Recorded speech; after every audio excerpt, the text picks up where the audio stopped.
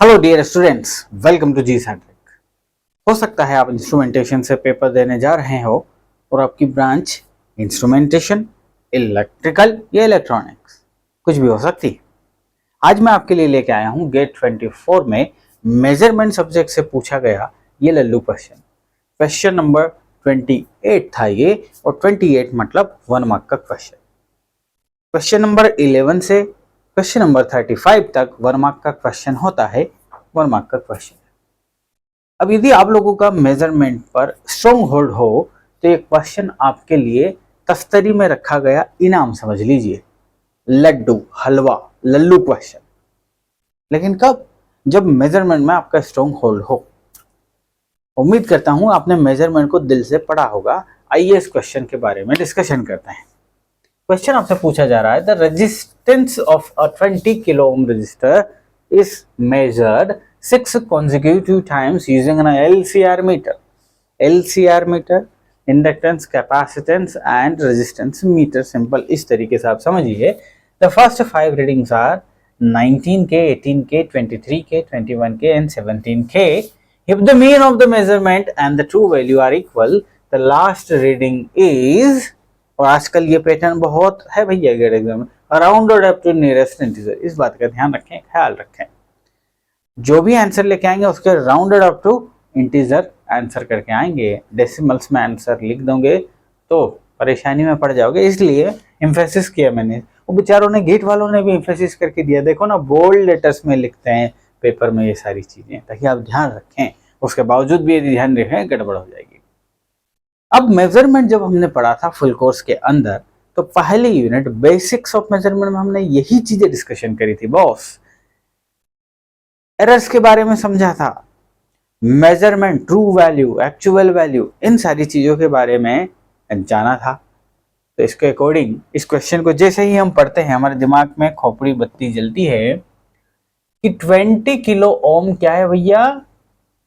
20 kilo ohm ये actual true value है, isn't it? This is nothing but the true value 20K। समझ में आ गया भैया?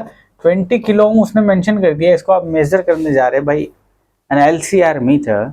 सो आप कितनी रीडिंग ले रहे? 6 रीडिंग्स ले रहे, और 6 रीडिंग्स में पहली रीडिंग जो है हमारे पास दैट इज 19 किलो ओम। उसके बाद दूसरी जो रीडिंग है दैट इज 18 किलो, तीसरी जो है दैट इज 23 किलो। क्यों प्लस कर रहा हूं मैं, अभी समझेंगे बात को। आपके पास 21 किलो भी है, आपके पास 17 किलो भी है, लेकिन ये सिर्फ 5 यूनिट होती हैं टोटल। आई मीन सिर्फ 5 रीडिंग्स होती हैं, एक और रीडिंग कहीं ना कहीं रही होंगी, isn't it? अब जब हम बहुत सारी रीडिंग लेते हैं और हमारा फाइनल टास्क क्या होता है भैया? मीन निकालना, एवरेज निकालना। सो एवरेज निकालने के लिए बड़े प्यार से हम क्या कर रहे होंगे भाई? 6 का डिवीजन जब करेंगे तो हमारी जो वैल्यू आएगी उसको हम मीन वैल्यू बोलेंगे। जब हमने फुल कोर्स में डिस्कशन किया था कि किसी भी पर्टिकुलर क्वांटिटी को आप मेजर करने जा रहे हैं, so it is impossible to measure the true value, यानी कि एग्जैक्ट वैल्यू बताना किसी भी मीटर की औकात नहीं, उसके बस की बात नहीं है। मतलब हमने आपको समझाया था जब भी कुछ भी चीज मेजर करते हैं तो हमें टैक्स भरना पड़ता है। इंस्ट्रूमेंट जो है ना, वो किसी भी क्वांटिटी को मेजर करता है ना, तो कुछ ना कुछ एरर जनरेट होती है भैया।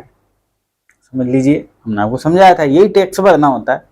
Error will be there, true value of exact measure नहीं कर सकते किसी भी इंस्ट्रूमेंट से। ओके, सो मीन वैल्यू निकाला जाता है। बहुत सारी रीडिंग ले लिए, मीन वैल्यू फाइंड कीजिए, और उस मीन वैल्यू को हम मानते हैं बहुत ही करीब to true value, isn't it? ये ट्रू वैल्यू के बहुत ही करीब है साहब। ये सारी चीजें आपको पता है अच्छे से। इस क्वेश्चन ने ऑलरेडी आपको क्या बोल दिया कि the mean value of the measurement and the true value are equal.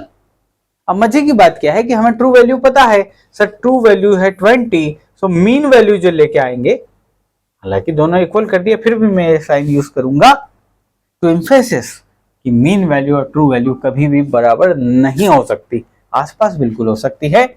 सो यही मीन वैल्यू रहेगी। ओके सर, समझ में आया आपकी बात हमें।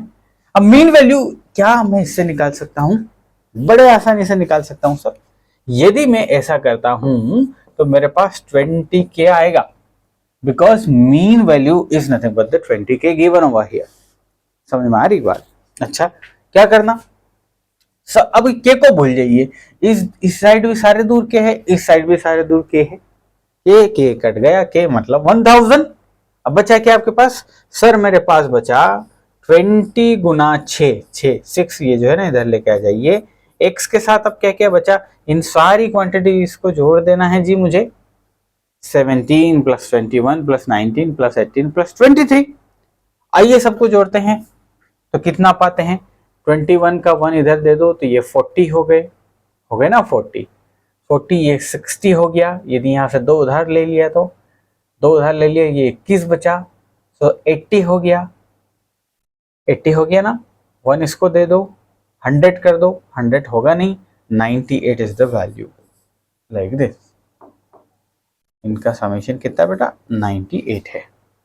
ओके, 20 गुना 6 की यदि बात करें so that is 120 minus 98, so is equal to x, और उसकी वैल्यू कितनी आ रही है बेटा?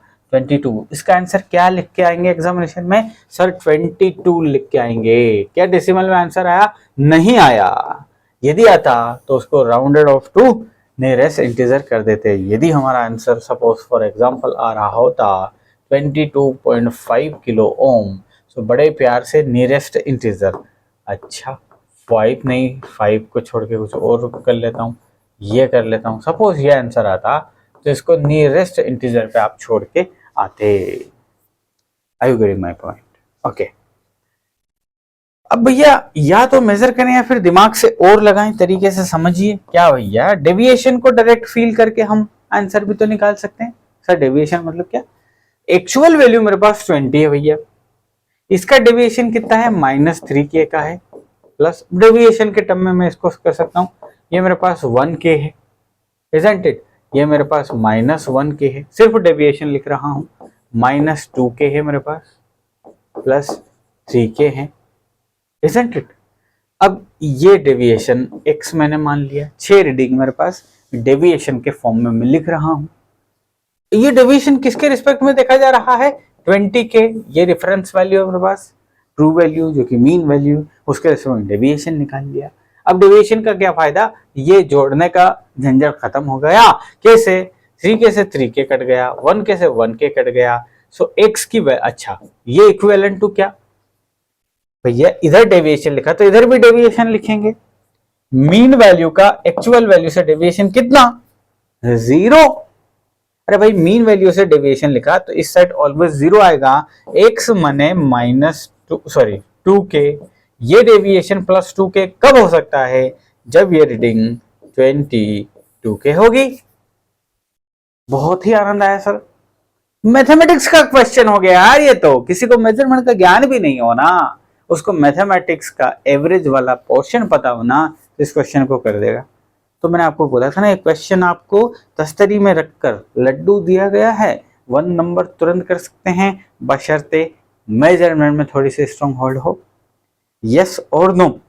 उम्मीद करता हूं कि ये क्वेश्चन समझने में आपको मजा आया और साथ में एक चीज पता चली होगी कि यदि हमारा कॉन्सेप्ट स्ट्रॉन्ग होना तो बेचारे गेट एग्जामिनेशन में ऐसे लल्लू क्वेश्चंस भी आते हैं जो आपके मार्क्स को बूस्ट कर सकते हैं। मिलेंगे किसी अगले क्वेश्चन के साथ। Till then take care and bye.